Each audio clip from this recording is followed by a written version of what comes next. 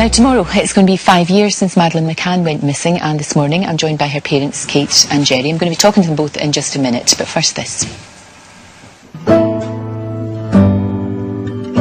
This is the final photo of Madeleine. 7 hours later she disappeared from her family's holiday apartment in Portugal while her parents and their friends dined at a restaurant nearby. The McCanns began a desperate search for Madeleine, with appeals across Europe and a visit to the Pope in Rome. 3 months later, they were faced with yet more turmoil when they were named as arguidos, official suspects. There had been dozens of sightings of Madeleine, but a year after her disappearance, the Portuguese inquiry was officially shelved. The McCanns were eventually cleared of any involvement in July 2008. Employing private investigators and raising money through charity events, their search for Madeleine continued. Last year they appealed directly to David Cameron. Within 24 hours he announced funding for a police investigative review team. They have identified 195 new leads and last week released this image of how Madeleine might look today. Detectives believe there's real hope that Madeleine can still be found alive. Well, Kate and Jerry McCann join me now. We see that new photograph, there's a new investigation, new hope. Absolutely, I think we're probably as positive as we have been in a long time. I can completely understand that. I know we all keep saying this, but it just doesn't feel like 5 years. In some ways it's been the longest 5 years and the quickest 5 years of our life, and certainly, I don't think we could have imagined 5 years ago that we'd be out the past so quickly. No, exactly. And the thing about it is, though, she is frozen in time for us, for the rest of us. You know, we do see those photographs of her as a little one, which is why it's so important to get that new image out there.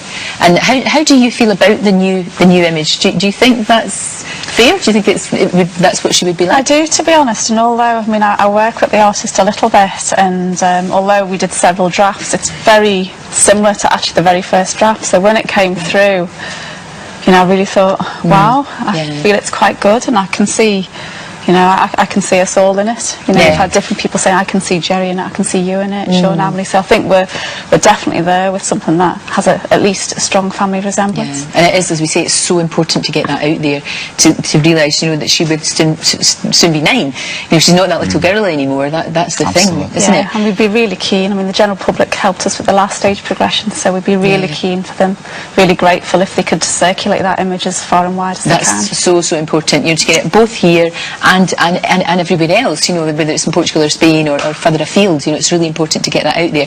You did make that direct appeal to the Prime Minister, and he did respond, and the investigation is going on with an incredible amount of information to sift through.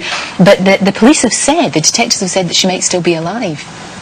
Well, we've always believed that, you know, and we're realistic. We don't know what's happened, but we know there's a very good chance that she could be alive.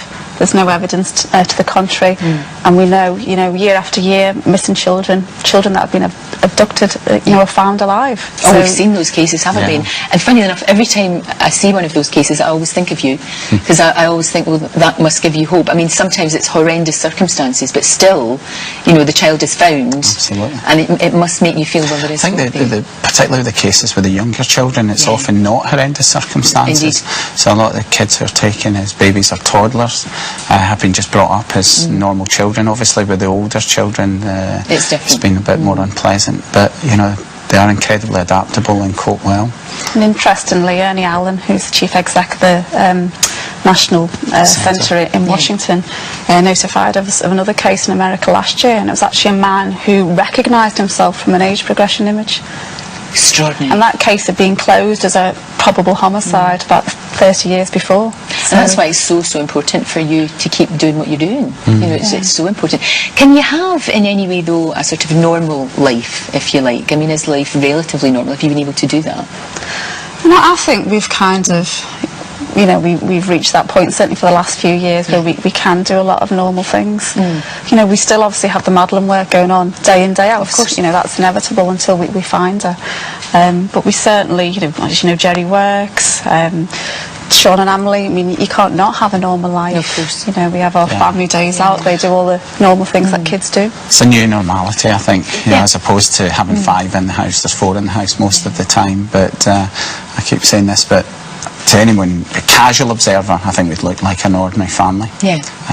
And that's how it is most of the time. Sean and Emily completely understand what we're doing, and occasions like this, why we're away from home, and they know we keep them updated about what's happening and the developments. They know about the Metropolitan Police, they know about the new age progression, all of these things. And because they've grown up with Madeleine Absolutely. always there. I mean, they're always so much aware of the big sister. Of course they are.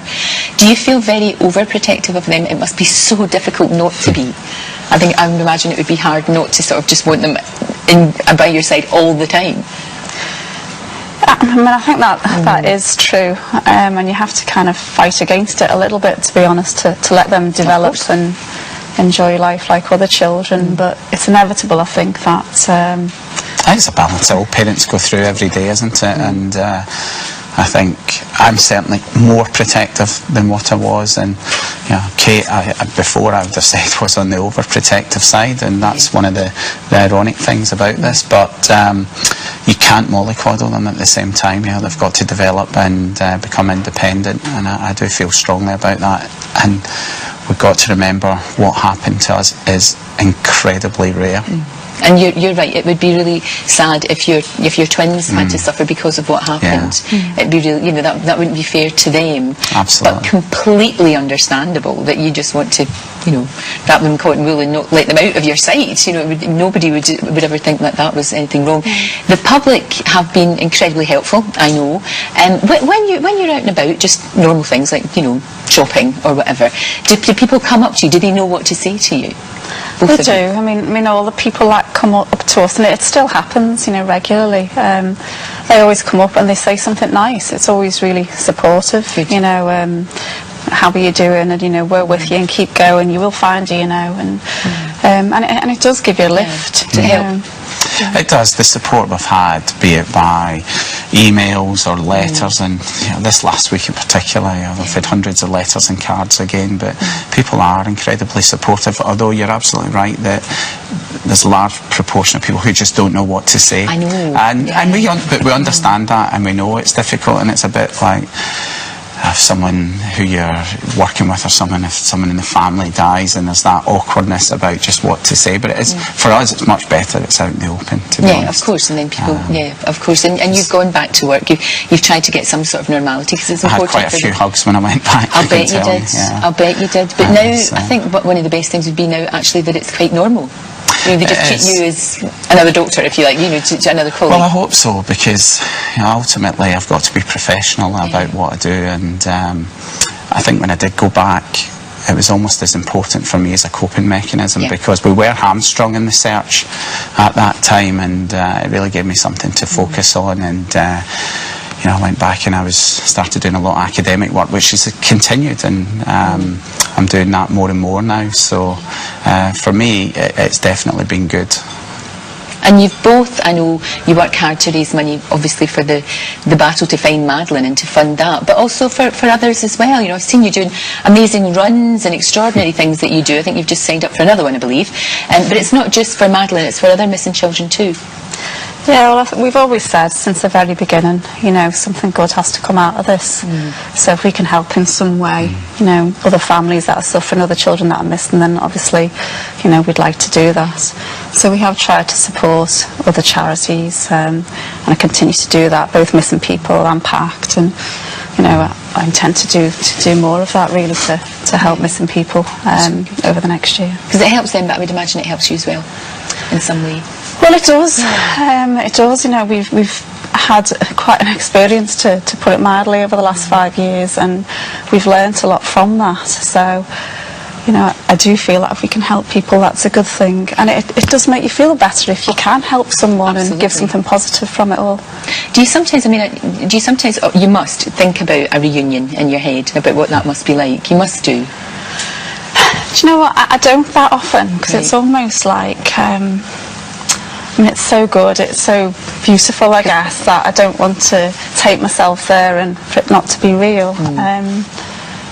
Obviously I've had a few dreams along the way, not recently, and they've been so tangible that it's incredibly painful, because that's what we want every single day. Of course, of course. You know, it would be amazing. I know everybody wants. It's hard to go there. It is. I would imagine it's very difficult for you to go there. But the thing about it is, you're never going to give up on it, are you? Absolutely not.